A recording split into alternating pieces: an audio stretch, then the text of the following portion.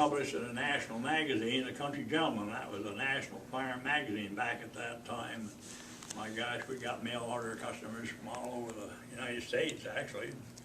Another Bill Clark from Montana, and the president of the tire treating company, Woosley Tire Treating Company in Kentucky, a huge orange grower in Florida. Another guy is a real estate dealer 20 miles from the LBJ Ranch in Texas.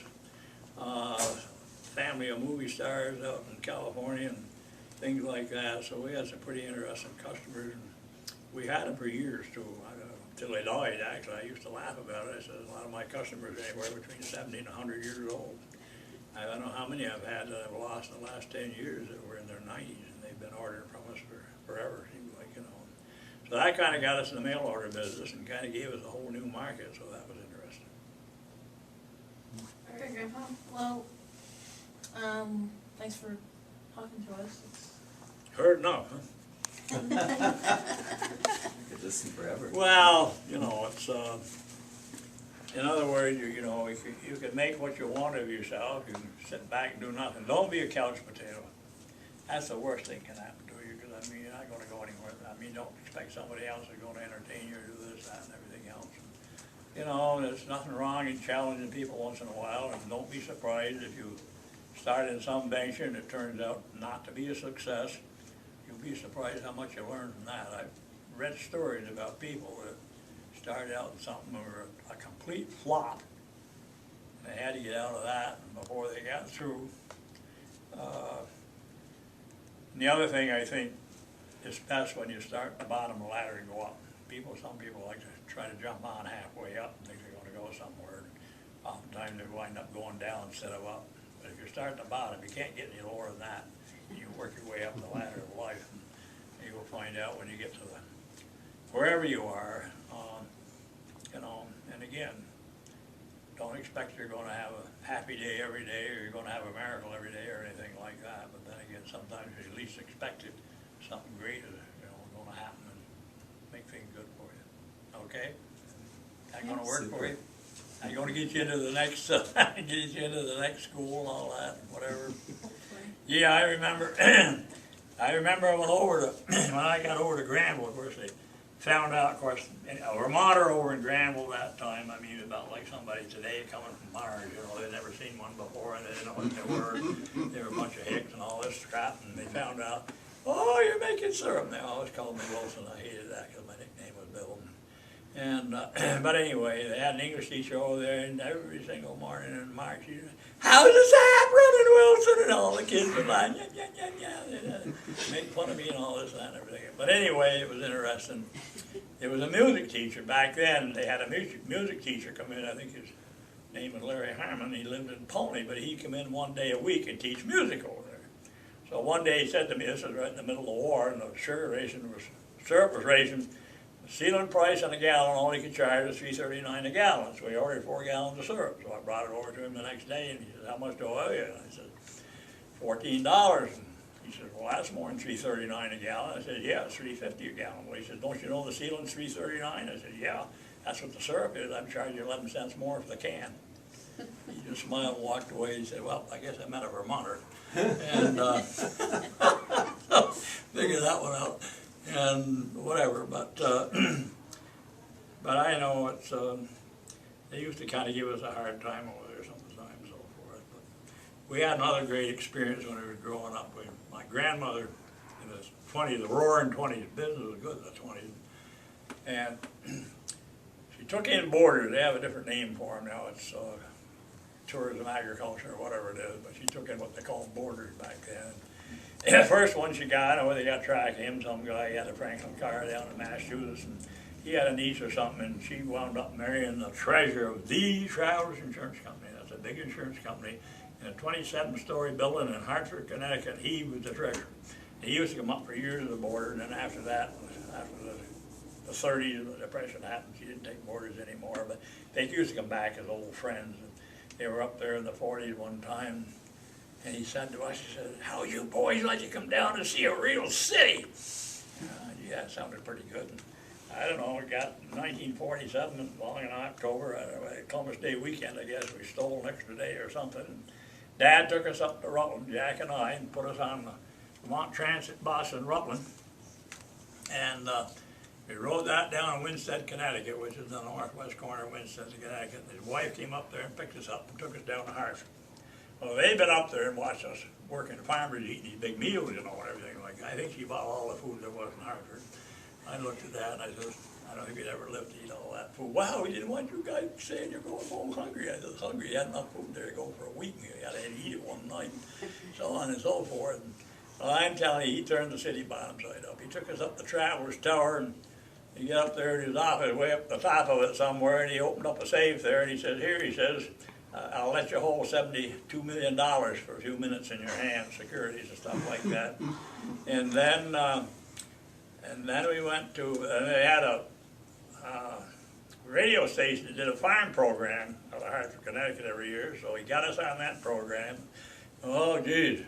Here's the Clark brothers in Vermont. I said, just well said Mars, because nobody knew where Vermont was, and so forth and so on. So I made a big deal out of that, you know. And that was the year that Hugh Casey almost won the World Series away from the Yankees. They always won everything. The Brooklyn Dodgers actually then were in Brooklyn and everything. And I was sick for a few days that fall or something. I actually listened to some of those games, you know. Anyway, G. Fox and the company, you didn't have big malls in those days, but the big department store down there in the middle of Hartford, 8 stories high, and the second floor was all just sports goods, so forth. So this particular day, Hugh Casey was there from New York signing autographs and everything else, you know.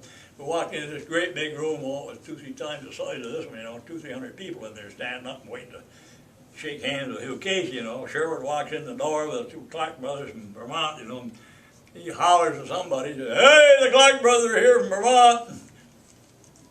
Gee, the people parted both ways, you know, the Martians are here, so we walked up. We brought home 2 softballs autographed by Hugh Casey. And we still got them around somewhere, and so on. So these are quite thrills, and I never forget, Sunday morning we went down, Bradley Airport wasn't there then, the city airport was just on the south side of Hartford at that time. I think about that today. And we went out there, and there was a guy out there gassing off a commercial plane. He let us climb up on the wings of that plane and gas that airplane up. You try doing that today, and so forth. I mean, you know, it's such a different world back then, but it was a great experience. And they took us to so many different things around there. They actually had a summer place down near Saybrook, right out on the coast. And somewhere, I think, Gillette's Castle, you ever heard of that? Down on the Connecticut. Yeah, it took us to that Shakespeare type thing right on the Connecticut River and so forth. That was an experience of a lifetime. That was the first time we'd ever seen a big city and all that stuff, you know.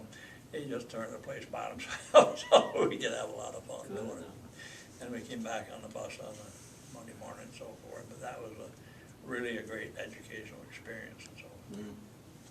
So, Wow. That's great. That sounds like the best tour of Connecticut ever. Yeah. I lived there for 10 years and didn't have that much fun. So you never know sometimes where things will lead you. Right. You really don't. No. Super.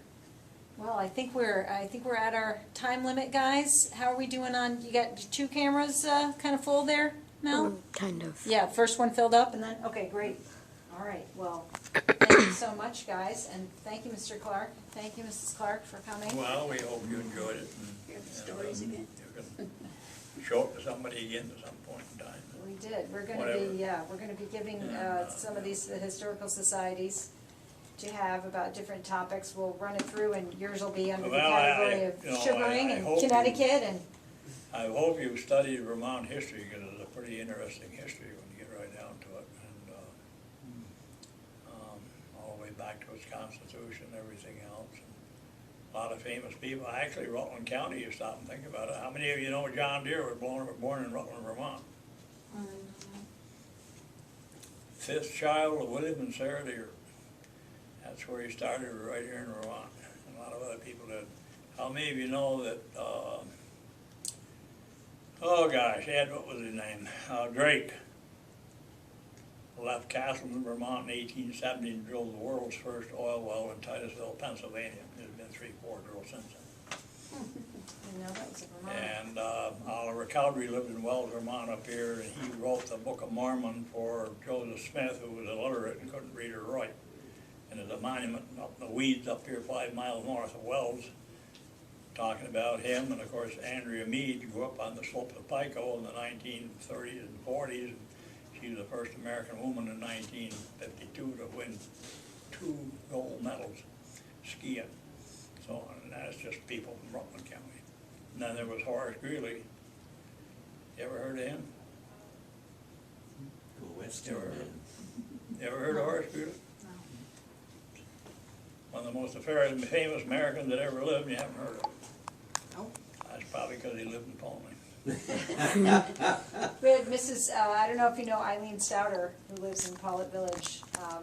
She was in here earlier today, and she was telling us about a time when she was younger, and she got to shake Calvin Coolidge's hand on the front lawn of the White House, back when they would actually stand out on the front lawn and people could line up and you could shake their hand.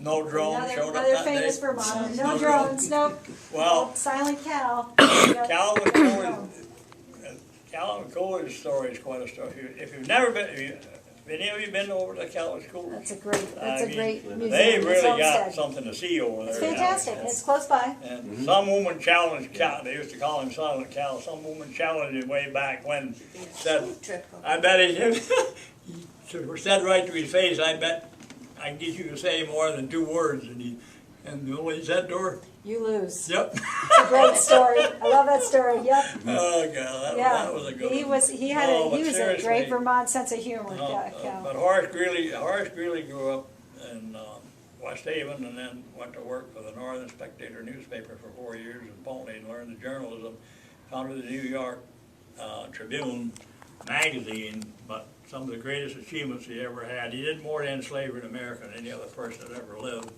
And if it hadn't been for Horace Greeley, Abraham Lincoln would never even been president. Because they were going to elect William Seward, and that was going to do it. And Greeley talked him out of it. He said, no, that Hickman out there in Illinois is a better man to have than Seward. And not only did they nominate him, but that was the most, you talk about your internet today and all these big programs. Back then, the New York Tribune was the most major newspaper in the world.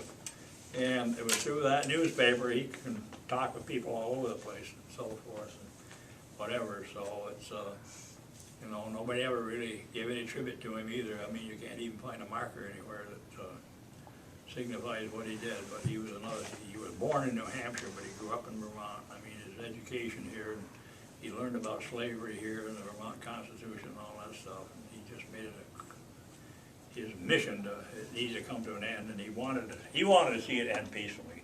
He was really disturbed, you know, with the Civil War broke out and whatever. And I don't want to interrupt you, Mr. Clark, but I know you have to be at your Yeah, luncheon we at gotta get noon, going, and so you have to get to forth. Yeah, Rupert first, okay. and these guys actually also have somewhere to be now. I see